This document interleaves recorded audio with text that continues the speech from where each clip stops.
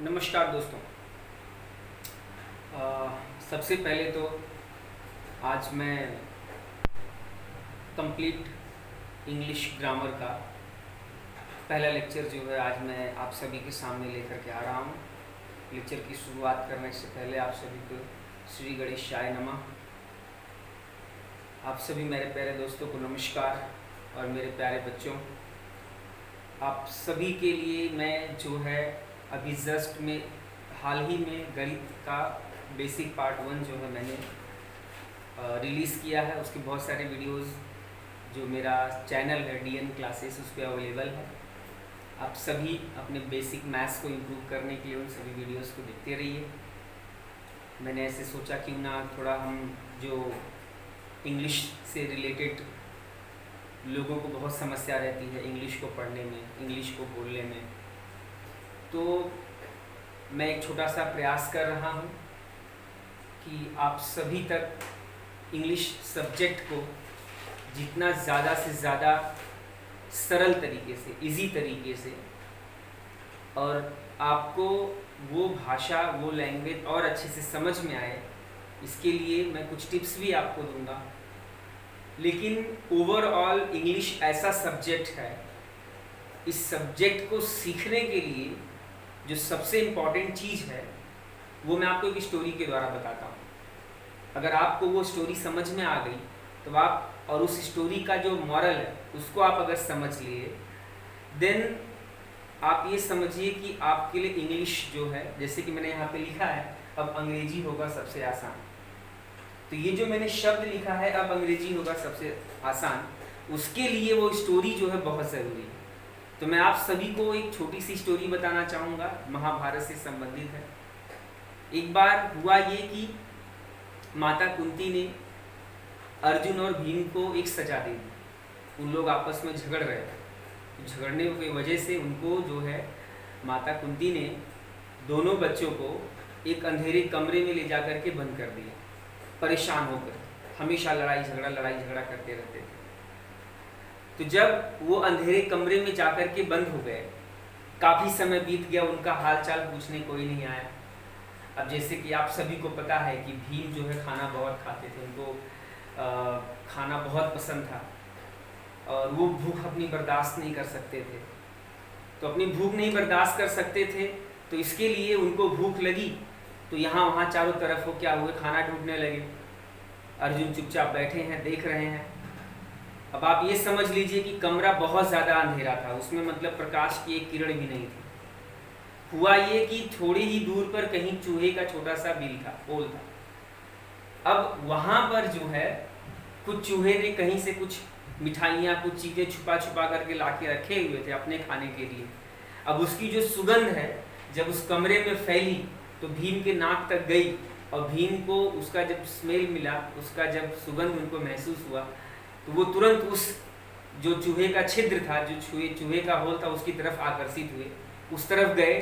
वहाँ से उनको छिद्र में से जो भी चीज़ें मिली लेकर के आए, अपने समक्ष सामने रखे, और सामने रखने के बाद में क्या हुआ, जल्दी उसको खाने लगे। अब ये सारी चीज़ें उनके समक्ष देख करके अर्जुन जो सामने बैठे हुए थे, उनके मन में प्रश्न आया कि मतलब मेरे भ्राताश्री जो हैं इतना आसानी से कैसे चूहे के छिद्र में गए, ढूंढ करके ला करके भी बैठ के फटाफट खा रहे हैं, और वो इतने अंधकार में अपने मुंह को कैसे देख रहे हैं। मतलब वो सीधा खाना उठा रहे हैं, सीधा मुंह में जा रहा है। मतलब वो खाना कान में भी जा सकता था, आँख में भी जा सकता था, नाक में भी जा सकता था, लेकिन नहीं, वो खाना उठाए तो सीधा कहाँ पे गया, उनके मुंह में गया।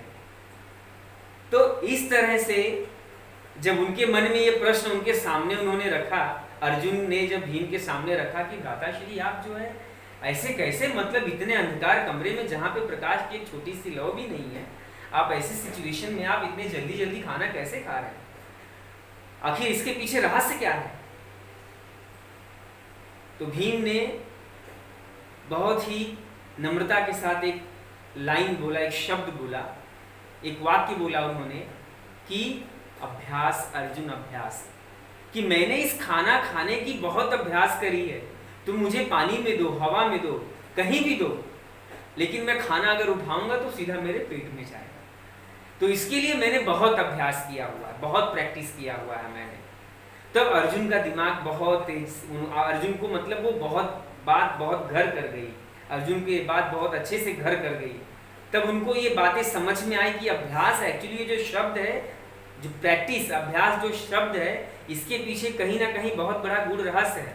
और इसे समझना, इसे साकार करना, ये अगर मैं इस अभ्यास को समझ लेता हूँ तो शायद मैं मेरे जीवन में बहुत कुछ कर जाऊँ। और ये शब्द उनको दिमाग में लग गई और फिर अर्जुन ने अभ्यास करना शुरू किया। एक ही जगह पे कई बार मारते थे, एक ही निशाने पर जब तक कई बार उनका निशाना नहीं लग जाता था तब तक वो दूसरे निशाने की तरफ आगे नहीं बढ़ते थे। तो इस तरह से हमारे जीवन में भी जब बच्चे पढ़ाई लिखाई करते हैं या हमें इंग्लिश को अगर विशेष तौर पे सीखना है, तो ये अभ्यास जो शब्द है, प्रैक्टिस, ये शब्द को आपको बहुत अच्छे से समझना पड़ेगा, इसके अर्थ को आपको बहुत अच्छे से समझना पड़ेगा। जब तक आप इसके अर्थ को नहीं समझेंगे और अपने जीवन में इस अभ्यास शब्द का आगमन नहीं करेंगे, तब तक आप इंग्लिश अगर सीखना, कोई भी भाषा सीखना चाहेंगे या कुछ भी किसी भी लैंग्वेज के बारे में आप सीखना चाहेंगे, चाहे वो गणित हो, विज्ञान हो, हिंदी हो, मराठी हो, इंग्लिश हो, आप किसी भी सब्जेक्ट को अगर अच्छे से सीखना चाहेंगे तब तक आप उस विषय के बारे में आप नहीं सीख सकते जब तक कि आपके अंदर अभ्यास ना, प्रैक्टिस करने की क्षमता ना हो। तो विशेष तौर पर जितने भी व्यूअर्स मेरे इस वीडियो को देख रहे हैं, मैं उन सभी से सिर्फ इतना ही कहना चाहूँगा कि अभ्यास जो है, प्रैक्टिस जो है, वो बहुत ज़रूरी है। Practice made man perfect. Okay, practice make man perfect. तो इस वाक्य को बहुत अच्छे से आपको समझना है, ध्यान में रखना है, और प्रैक्टिस जो है डेली, नियमित तौर पर जो है आपको करते रहना। अब जैसे कि इंग्लिश सीखने के लिए जो सबसे एक टिप्स की बात मैं बताऊंगा वो ये है कि आज के समय में जब हम इंग्लिश बोलना प्रारंभ करते हैं तो हम एक गलत तरीका अपनाते हैं। गलत तरीका ये है, लंबा रास्ता अपनाते हैं, जबकि हमें जाना बहुत नजदीक में है और हम रास्ता जो है घुमा करके जाते हैं। वो तरीका ये है कि अगर मुझे इंग्लिश बोलना है तो इंग्लिश बोलने के लिए हम जब दिमाग में उस वाक्य को, उस शब्द को सोचते हैं तो पहले हिंदी में सोचते हैं, हिंदी में सोच करके फिर दिमाग में उसको हम इंग्लिश में कन्वर्ट करते हैं, फिर इंग्लिश में कन्वर्ट करने के बाद फिर हम उसको हिंदी में बोलने का प्रयास, इंग्लिश में बोलने का प्रयास करते हैं। तो ये एक बहुत लंबा रास्ता हो जाता है। इस लंबे रास्ते की वजह से जो होता है, हम इंग्लिश को सही तरीके से बोल नहीं पाते हैं या इंग्लिश को सही तरीके से हम अपने आप को एक्सप्रेस इंग्लिश में नहीं कर पाते। तो मैं आप सभी से सबसे पहले इस बात के लिए रिक्वेस्ट करूंगा कि जितना ज़्यादा से ज़्यादा हो सके आप सबसे पहले अपने वर्ड मीनिंग के ऊपर ध्यान दीजिए। वर्ड मीनिंग बहुत सारा याद करिए, क्योंकि जब आपके पास वर्ड की मीनिंग रहेगी, आपका वोकैबुलरी स्ट्रांग रहेगा, तो आपके पास शब्द को इंग्लिश में जब आप ट्रांसलेट करोगे, तो मैं आपसे इतना कहना चाहता हूं, जब आपको वर्ड मीनिंग मालूम रहेगा तब आप उसको, उस वर्ड को हिंदी में ना कन्वर्ट करके आप सीधा इंग्लिश में ही सोचना शुरू करिए। तो जब मुझे जाना है किसी जगह पर, मैं इस तरह से घूम के मुझे नहीं जाना है, मुझे स्ट्रेट फॉरवर्ड जाना है। मतलब दिमाग में जब आप इंग्लिश को बोलने की प्रारंभ आप प्रयास कर रहे हो, तब आपकी शुरुआत जो है सोच ही इंग्लिश से होनी चाहिए। जिस वर्ड के बारे में आपने, जिस चीज को, जिस सेंटेंस को, जिसको आपको जो भी बोलना है, आप उसकी सोच इंग्लिश में लेकर के आओ, ना कि उसको हिंदी में दिमाग में सोच करके फिर हिंदी में इंग्लिश में ट्रांसलेट करो। तो ये लंबा रास्ता हो जाता है, ठीक है। तो इस तरह से कुछ विशेष टिप्स को आपको फॉलो करनी है, जैसे कि आप अपने दैनिक जीवन में एक चीज का समावेश करिए कि आप ज्यादा से ज्यादा न्यूज़पेपर पढ़ना स्टार्ट कर दीजिए। जब भी समय मिले आप न्यूज़पेपर पढ़ना स्टार्ट कर दीजिए। जब आप न्यूज़ चैनल्स देखते हैं तो कोशिश करिए इंग्लिश को जो है, इंग्लिश न्यूज़ चैनल्स को देखिए। इससे होगा ये कि देखो, हमें कोई भी भाषा कब समझ में आती है, जब हमें उस भाषा के उन शब्दों के बारे में जानकारी रहती है जो सामने से बोला जा रहा है। जैसे कि मैं इस समय आपसे हिंदी में बात कर रहा हूं, तो मैं उन सभी शब्दों को बोल रहा हूं जिनको आपने कभी सुना है, कभी पढ़ा है, कभी देखा है, कभी लिखा है, राइट। तो आपको मेरी ये भाषा बहुत अच्छे से समझ में आ रही है। तो वैसे ही जब हम इंग्लिश के शब्दों को न्यूज़ चैनल के माध्यम से या न्यूज़ इंग्लिश में जो न्यूज़पेपर्स है उसमें पढ़ेंगे, या किसी स्टोरी की बुक पढ़ेंगे, या छोटे बच्चों की पहली, दूसरी, तीसरी, चौथी, पांचवी की जो किताबें रहती हैं उन किताबों को जब हम पढ़ेंगे तो उसमें जो इंग्लिश में चीज़ें दी गई हैं, जब हम उसका अध्ययन करेंगे, उसका अभ्यास करेंगे, उसमें वर्ड मीनिंग्स को याद करेंगे, तो ऑटोमेटिकली हमारा वर्ड पावर क्या हो जाएगा, मजबूत हो जाएगा। और जब हमारा वर्ड पावर मजबूत हो गया तो हम चीज़ों को हिंदी में ना सोच करके डायरेक्ट उसको इंग्लिश में सोचेंगे, और इंग्लिश में सोच करके उसको बोलने का प्रयास करेंगे। तो ये सबसे आसान और सबसे सिंपल तरीका इंग्लिश को सीखने का। तो ये मेरा पहला लेक्चर है, इसके लिए मैंने आपको कुछ इंपॉर्टेंट बातें बताई। जैसा कि मैंने बोला कि आपको रेगुलर बेसिस पे अभ्यास करना है, प्रैक्टिस बहुत ज़रूरी है। जब तक आप प्रैक्टिस नहीं करेंगे तब तक जो है आप सक्सेसफुल नहीं हो सकते। ठीक है, प्रैक्टिस करना बहुत ज़रूरी है। आपका वर्ड पावर आपको स्ट्रॉन्ग करना है, इसके लिए इंग्लिश का वर्ड मीनिंग आपको याद रखना है।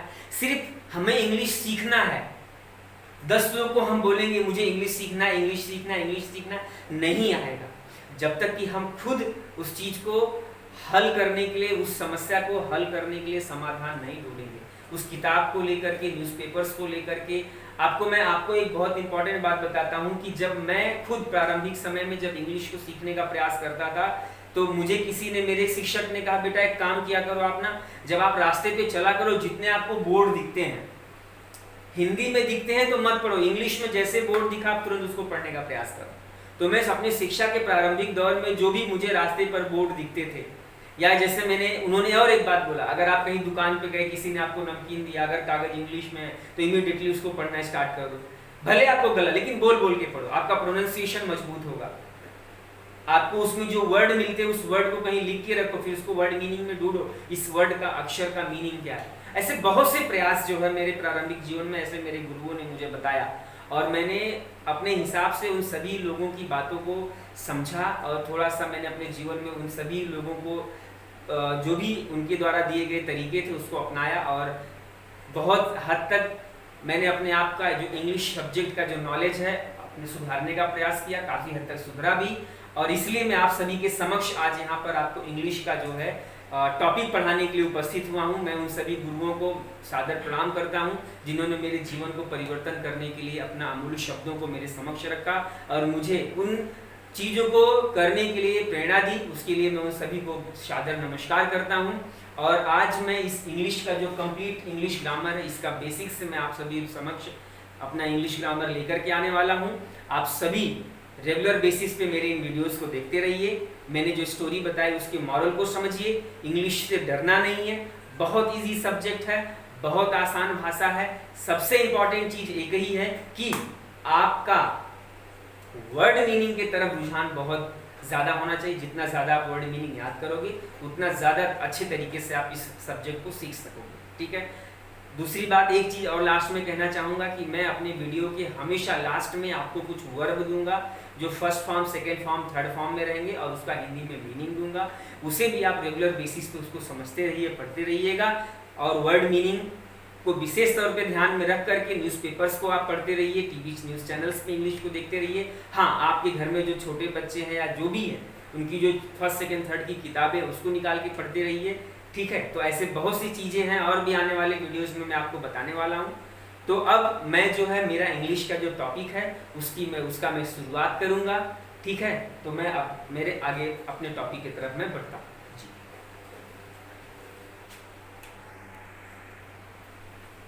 जैसा कि मैंने आप सभी को बताया कि मैं अपने इंग्लिश का आज पहला लेक्चर स्टार्ट करने वाला हूँ।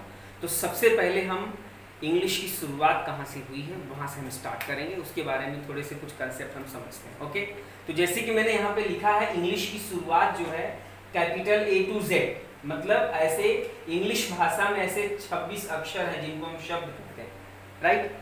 उसको स्मॉल A to Z ऐसे 26 शब्दों से जो है, इन्हीं 26 शब्दों के संग्रह से अलग अलग तरह के सेंटेंस, वाक्य की रचना होती है और उन्हीं को हम क्या करते हैं, पढ़ने का प्रयास करते हैं, समझने का प्रयास करते हैं। ठीक है। तो इन 26 शब्दों को 3 भागों में बांटा गया है। सबसे पहला है वॉवेल्स, दूसरा है कॉन्सोनेंट्स और तीसरा है सेमी वॉवेल्स। ठीक है। तो जैसे कि वॉवेल्स को हम इंग्लिश में स्वर, हिंदी में स्वर कहते हैं, वॉवेल को हम क्या कहते हैं, स्वर। स्वर का अर्थ है कि जिनसे हम मात्राएं बनाते हैं। तो मात्राएं जो हम बनाते हैं, जैसे मात्राओं के लिए इंग्लिश में कौन कौन से शब्द हैं, ए ई आई ओ यू, ये 5 शब्द जो हैं, ये 5 लेटर्स जो हैं, इन्हीं 5 लेटर्स का यूज करके हम इंग्लिश में मात्राएं बनाते हैं। जैसे कि हम हिंदी में जो हमारी 12 खड़ी होती है, अ आ इ ई उ ऊ री ए ऐ ओ औ अंखा, ऐसे जो शब्द होते हैं, इन शब्दों से का उपयोग करके हम मात्राएं बनाते हैं। वैसे इंग्लिश में जो है ये 5 शब्द हैं, जिन 5 शब्दों का उपयोग करके हम इंग्लिश में क्या करते हैं, मात्राएं बनाते हैं। उसके अलावा इन 5 शब्दों को छोड़ करके जो शब्द बचते हैं, जैसे बी हो गया, सी हो गया, डी हो गया, एफ हो गया एंड एक्सेट्रा, इन सभी शब्दों को हम क्या कहते हैं, कॉन्सोनेंट्स कहते हैं। क्या कहते हैं, कॉन्सोनेंट्स कहते हैं, जिनको हम क्या कहते हैं, व्यंजन। हिंदी में जो व्यंजन है, का, खा, गा, गा, ङा से लेकर के ज्ञा तक, ये सभी क्या है, व्यंजन। ठीक है, वैसे इंग्लिश में इन 5 शब्दों को छोड़ करके बाकी जो शेष शब्द बचते हैं उनको क्या कहते हैं, हम व्यंजन कहते हैं। ओके, अच्छा, उनको हम कॉन्सोनेंट्स कहते हैं। नेक्स्ट जो दिया गया है वो है सेमी वॉवेल। सेमी वॉवेल्स में जो है 2 शब्दों का समावेश होता है, एक होता है W और एक होता है Y। ओके, तो ये W और Y का क्या है, जब W और Y शुरुआत में आते हैं तो अब ये किसका काम करते हैं, कॉन्सोनेंट्स का काम करते हैं। जब इन शब्दों की आवृत्ति स्टार्टिंग में होती है, जैसे मैंने एग्जांपल दिया, मैंने लिखा वार्ड, वार्ड में W है, फिर यहाँ पे मैंने लिखा V, यहाँ पे मैंने लिखा ईयर, यहाँ पे मैंने लिखा यूथ, तो इन सभी में W और Y की जो अक्षर है इनकी शुरुआत में हुई है आवृत्ति, इसलिए इनको हम क्या कहते हैं, ये यहाँ पे कॉन्सोनेंट्स का काम कर रहे हैं। कॉन्सोनेंट्स का मतलब हो गया ये व्यंजन का काम कर रहे हैं। अब ये वाह है, ये वाह है, ये यह है, यह है। Is that clear? हिंदी में अगर हम इसका प्रोनाउंसिएशन देखेंगे, और जब इनका काम जो है अंत में आते हैं, ये जब ये किसी शब्द के अंत में आते हैं तब वहां पर ये वॉवेल्स, वॉवेल्स मतलब ये मात्राओं का मतलब ये स्वर का काम करते हैं। ठीक है, तो जैसे यहाँ पे मैंने लिखा crow, now, cry and etcetera, तो ऐसे शब्दों को जो है, ऐसे शब्दों के संग्रह में जब हम W और Y का प्रयोग देखते हैं तो उनको हम क्या बोलते हैं, सेमी वॉवेल्स बोलते हैं। ठीक है, ये एकदम से बेसिक्स है, एकदम फर्स्ट जो मुझे बताना था मैंने आपको बताया। अब हम इंग्लिश में शुरुआत जहां से इंग्लिश की होती है उसके आगे अगले चरण की तरफ हम अपना पड़ाव डालते हैं।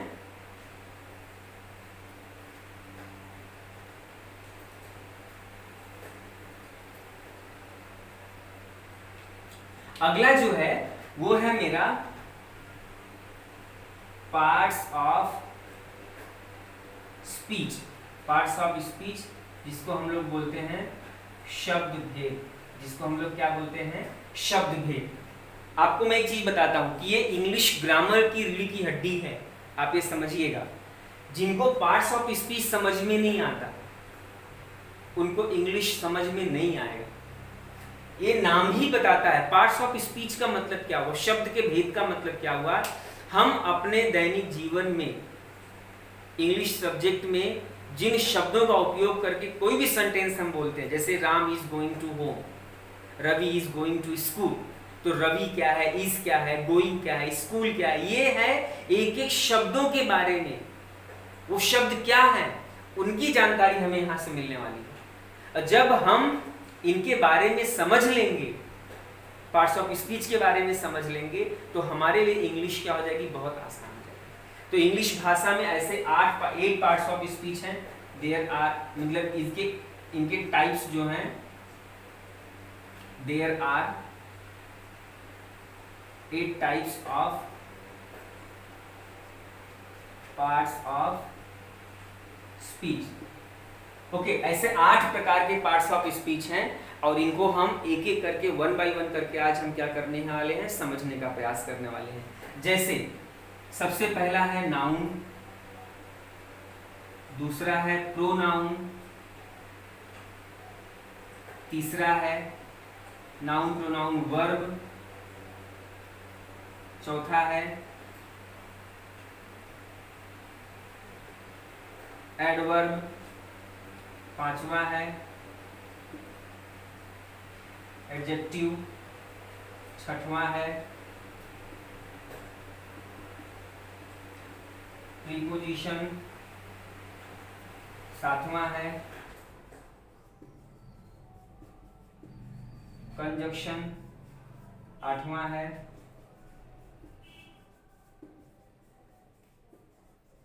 इंटरजेक्शन। तो ऐसे noun, pronoun, verb, adverb, adjective, preposition, conjunction, interjection, ऐसे कुल मिला करके हमारे पास 8 पार्ट्स ऑफ स्पीच हैं। ऐसे कुल मिलाकर के हमारे पास कितने पार्ट्स ऑफ स्पीच है? 8 पार्ट्स ऑफ स्पीच है। अब इन 8 पार्ट्स ऑफ स्पीच को हम जो है इनका एग्जाम्पल के साथ समझेंगे, जिससे हमें मालूम पड़ेगा कि एग्जैक्टली ये है क्या। ओके ओके, एक चीज और मुझे बताना है कि इनको हिंदी में क्या कहते हैं। जैसे नाउन को क्या कहते हैं हम? संज्ञा। प्रोनाउन को क्या कहते हैं हम?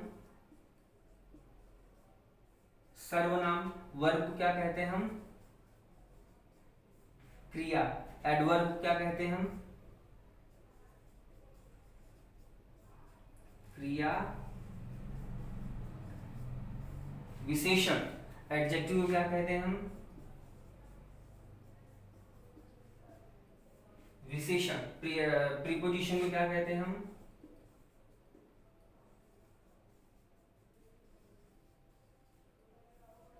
संबंध बोधक अव्यय। कंजक्शन को क्या कहते हैं हम? संयोजक अव्यय। इंटरजेक्शन को क्या कहते हैं हम?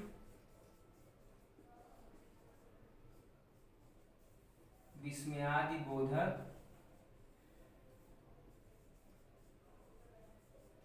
अव्यय।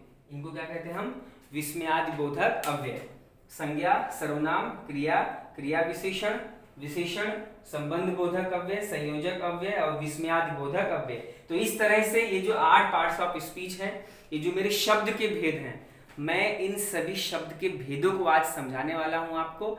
और इसके बाद जब मैं अगला वॉल्यूम रिलीज करूंगा, अगला लेक्चर रिलीज करूंगा, तो उसमें आपको संज्ञा के प्रकार, means types of noun, types of pronoun, types of verb, adverb, adjective, preposition, conjunction, interjection, मतलब मीन्स इनके हर एक पार्ट्स के बारे में आप सभी को मैं with example, with definition, each and everything मैं आप सभी के सामने जो है इनके बारे में एक एक लेक्चर्स में, एक एक लेक्चर में इन पर्टिकुलर टॉपिक्स को जो है बनाने के लिए लूंगा, और ताकि आपको इन एक एक लेक्चर्स के बारे में एकदम अच्छे से समझ में आ जाए, जिसमें आपको मैं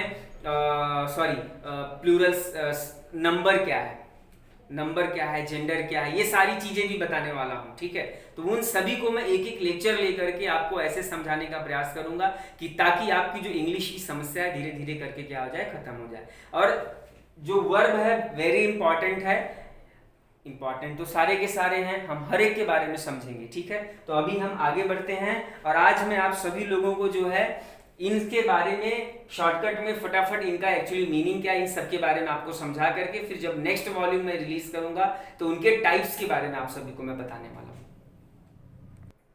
तो यहाँ पे जैसे मैंने आपको सबसे पहले संज्ञा के बारे में बताया है, संज्ञा क्या है। ओके, संज्ञा मीन्स नाउन क्या है। A noun is the name of person, place or thing. Noun क्या है? Noun is the name of person, place or thing. संज्ञा वह है जो किसी व्यक्ति, किसी स्थान और किसी वस्तु के बारे में हमें बोध कराता है, उसे हम क्या कहते हैं? संज्ञा। जैसे for example, Raj writes a letter. Okay, तो राज क्या हो गया? मेरा संज्ञा हो गया। राज क्या है? किसी व्यक्ति का नाम है, किसी पर्सन का नाम है। Okay, Mumbai, Mumbai is the big city, Mumbai is the place, Mumbai क्या है? एक प्लेस है, किसी जगह का नाम है। Honesty is the best policy. अब ऑनेस्टी जो है यहाँ पे एक भाव है, ठीक है ना। तो जैसे कि जब हम टाइप्स ऑफ नाउन पढ़ेंगे तो उसमें एक भाववाचक संज्ञा है, ठीक है ना, जिसको हम लोग एब्स्ट्रैक्ट नाउन कहते हैं। ओके, तो वहां पे हम जो भाव होता है, जो एब्स्ट्रैक्ट होते हैं, उसके बारे में भी हम उसको क्या लेते हैं? संज्ञा के श्रेणी में लेते हैं। ओके, तो honesty is the best policy, तो ऑनेस्टी क्या हो गया? यहाँ पे संज्ञा हो गया। सेकेंड एग्जाम्पल मैंने लिया है प्रोनाउन। प्रोनाउन को क्या कहते हैं हम? सर्वनाम। Okay, a pronoun is the word which is used instead of a noun. Pronoun वो है जो हम नाउन की जगह पर जिस शब्द का यूज में लेकर के आते हैं उसको हम क्या कहते हैं? प्रोनाउन।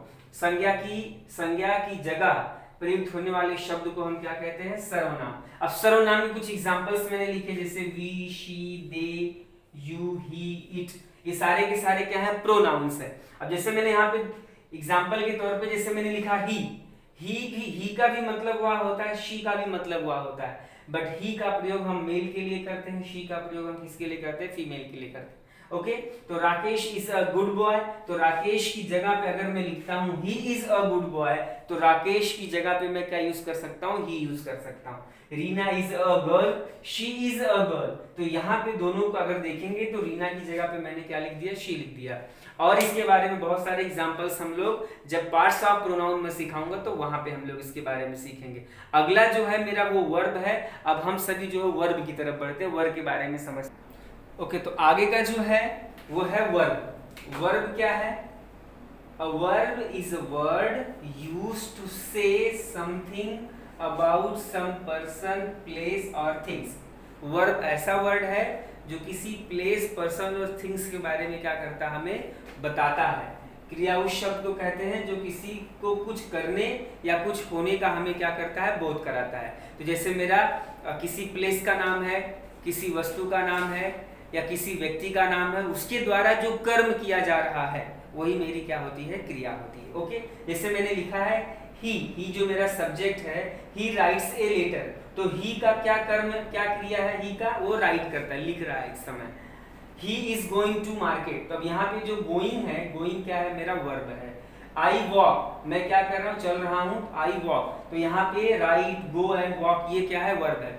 मैं यहाँ पे सिर्फ जो है इसकी परिभाषा और इसके एग्जांपल्स के बारे में बता रहा हूँ। इसके बारे में और भी ज्यादा डीप में जब मैं एक एक टॉपिक के बारे में अगले आने वाले वीडियोस में लॉन्च करूंगा, अपलोड करूंगा अपने चैनल पर, तब वहां पे मैं इसके बारे में एकदम और भी ज्यादा से ज्यादा इन सभी के बारे में बताऊंगा। ओके तो अगला मेरा है एडवर्ब। एडवर्ब कौन कहते हैं, क्रिया विशेषण। इसके बारे में a word used to add something to the meaning of verb and adjective, मतलब जो क्रिया और विशेषण की विशेषता बतलाता है, ऐसे को हम क्या कहते हैं, एडजेक्टिव। जैसे मैंने यहाँ पे एग्जांपल लिया है, ही रन्स फास्ट, तो वो रन कर रहा है फास्ट, तो ये क्या हो गया मेरा, फास्ट क्या होगा, एडजेक्टिव हो गया। ही रन्स वेरी फास्ट, तो यहाँ पे वेरी जो है, जो मेरा वर्ब है उसके बारे में और ज्यादा विशेषता बता रहा है वर्ब के बारे में, दैट्स व्हाई यहाँ पर वेरी क्या है, एडवर्ब है। शी सिंग्स स्वीटली, सिंग्स का मतलब होता है गाना, जो मेरी क्रिया है, क्रिया की विशेषता क्या है मेरे को, कि वो स्वीटली बहुत अच्छा गाती है, राइट। तो यहाँ पे मेरा एडवर्ब क्या हो गया, स्वीटली। यहाँ पे मैं एकदम थोड़ा सा कंसेप्ट आपको बता रहा हूँ, बट इसके बारे में बहुत ज्यादा जब मैं एडवर्ब टॉपिक के बारे में एक पूरा लेक्चर रखूंगा तो उसमें जो है मैं इसके बारे में और बहुत ज्यादा बताऊंगा। अब मैं अगले टॉपिक की तरफ चलता हूँ। ओके तो अगला जो टॉपिक है वो है एडजेक्टिव। वो क्या है मेरा पांचवा topic, that is the adjective. Adjective is word which qualifies a noun or pronoun। वह शब्द जो किसी संज्ञा और सर्वनाम की विशेषता बतलाता है उसे क्या कहते हैं, एडजेक्टिव। Is that clear? ऐसा शब्द जो किसी संज्ञा और सर्वनाम की क्या बतलाता है, विशेषता। For example Ravi is very smart, तो अब रवि जो है ये मेरा नाउन है, ये मेरी संज्ञा है। अब संज्ञा की स्मार्टनेस, संज्ञा के बारे में जो बता रहा है, रवि इज वेरी स्मार्ट, तो स्मार्ट क्या हुआ मेरा, एडजेक्टिव हो गया, उसकी विशेषता हो गई। शी इज वेरी ब्यूटीफुल, तो शी जो है ये प्रोनाउन है। अब इस प्रोनाउन की विशेषता किससे मालूम पड़ रही है कि वो क्या है, ब्यूटीफुल है। यू आर काइंड, यू क्या है, प्रोनाउन है, काइंड क्या है, दयालु है, मतलब ये यू आर काइंड मतलब आप बहुत दयालु है। Is that clear? तो यहाँ पर जो मेरे पास संज्ञा और सर्वनाम है, इसके बारे में जो बतलाने वाले वर्ड हैं, जैसे स्मार्ट है, ब्यूटीफुल और काइंड है। अगला है मेरा प्रीपोजिशन। प्रीपोजिशन का मतलब होता है संबंध बोधक अव्यय, जो संज्ञा और सर्वनाम को लेकर के संबंध बताने का काम करता है।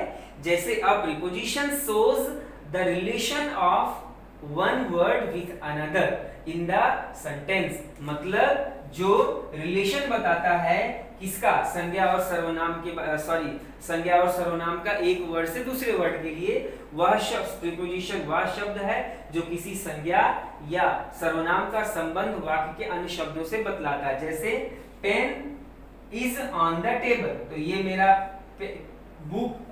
ये मेरा पेन और ये टेबल, ये दोनों ही मेरी संज्ञा है, नाउन है। इनका संबंध क्या बताया जा रहा है कि ऑन, कि जो पेन है वो टेबल के ऊपर है, तो ऊपर जो है क्या हो गया, उसके बीच में संबंध हो गया, ऑन।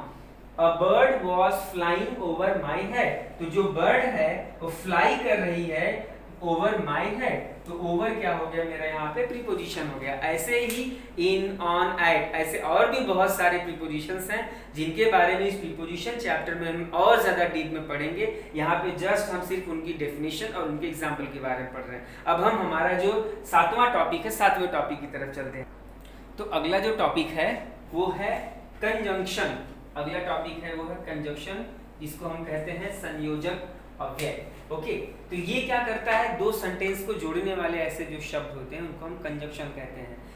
तो a conjunction is a word which is join two words और टू सेंटेंसेस, जो दो वर्ड और दो सेंटेंसेस को क्या करते हैं, ज्वाइन करते हैं। ऐसे वर्ड्स को हम क्या कहते हैं, कंजंक्शन।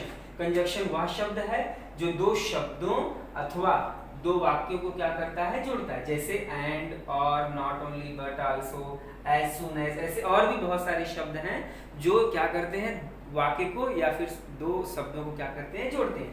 जैसे राम एंड श्याम, तो यहाँ पे Ram and Shyam plays in the field.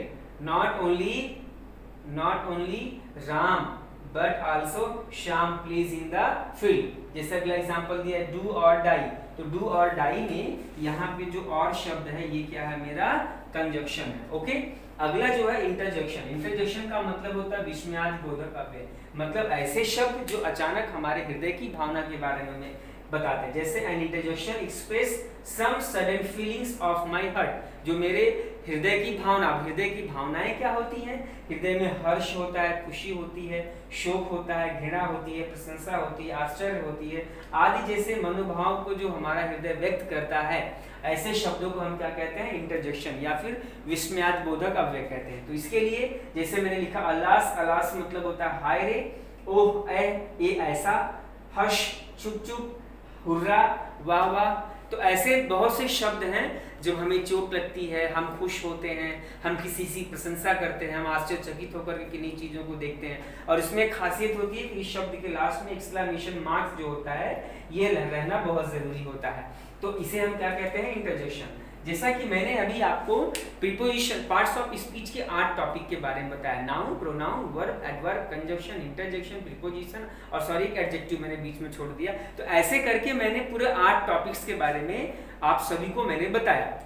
अब मैं इनके बारे में और एक एक टॉपिक को लेकर के आगे चल के वीडियोस बनाने वाला हूं, जैसे कि आपको जो है इनके बारे में और ज़्यादा, क्योंकि जब तक ये सारी चीज़ें आपको समझ में नहीं आएंगी तब तक आपको इंग्लिश ग्रामर समझ में आएगा नहीं, पहली बात। दूसरी बात ये है कि इंग्लिश एक्चुअली हमारे पास इंग्लिश सीखने का कोई शॉर्टकट तरीका नहीं है, ये थोड़ा सा लेंदी प्रोसेस है, थोड़ा सा इसमें समय जाएगा। बट मैं ऐसा उम्मीद करता हूं कि अगर आप इन छोटे छोटे, मैंने देखो बहुत ज़्यादा बड़ी वीडियोस नहीं बनाऊंगा, ये पहला वीडियो है जो थोड़ा सा बड़ा हो जा रहा है, इसके लिए कोई फिक्र करने की बात नहीं है। बट इसके बाद जो आने वाले वीडियोस रहेंगे वो छोटे छोटे कम समय में हम ज़्यादा से ज़्यादा सीखने का प्रयास करेंगे, ठीक है। तो जैसा कि मैंने आपको बोला था कि मैं आपको कुछ वर्ब देने वाला हूँ, बस उन वर्ब्स को दे करके मैं अपने इस लेक्चर को आज यहीं पे खत्म करूंगा। तो हम उन वर्ब्स को मैं आपको लिख करके दे देता हूँ। आगे जैसा कि मैंने आप सभी को कहा था कि मैं आपको 10 वर्ब दूंगा। अच्छा, वर्ब को पहले आपको थोड़ा सा उसके बारे में और बता देता हूँ।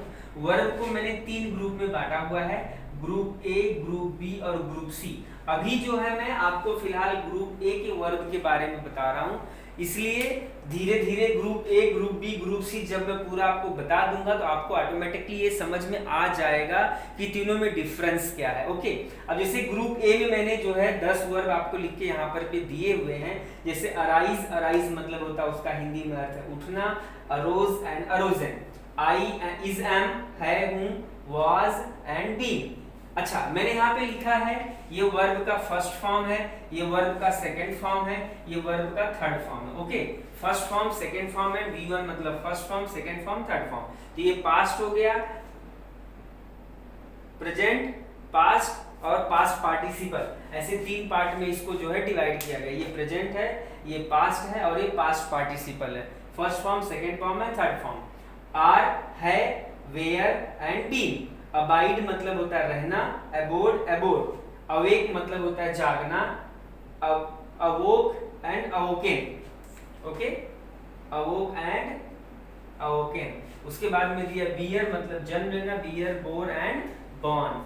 यहाँ पे इसको विशेष तौर पे देना है। बी मतलब होना, बी वॉज बेयर, बी का क्या है, वॉज बेयर एंड बीम, फिर क्या हो गया ये बीम, फिर बिकम मतलब होना, बिकेम एंड बिकॉम। अब यहाँ पे ए आ गया और यहाँ पे ओ आ गया, इसको ध्यान देना है। बिगिन मतलब होता आरंभ, बिगिन, बिगान एंड बिगन। फिर बिहोल्ड मतलब देखना, बिहोल्ड, बिहेल्ड एंड बिहेल्ड। तो ऐसे करके मैंने यहाँ पे आज आपको 10 वर्ब दिए हैं। ऐसे आने वाले समय में मैं ऐसे और भी बहुत सारे वर्ब आप सभी के सामने लिख करके आने वाला हूँ।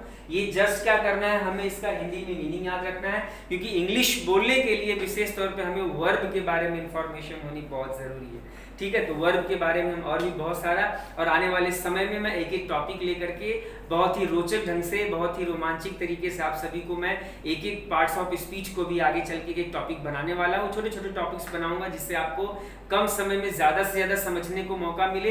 अच्छा, दूसरी चीज़ मैं ये बोलना चाहूँगा कि इंग्लिश ग्रामर जो बहुत बड़ा है, मैं यहाँ पे बहुत ज़्यादा एग्जाम्पल्स नहीं दे पाऊँगा। इसके लिए आपको किसी ना किसी इंग्लिश ग्रामर की बुक को रेफर करना पड़ेगा ही।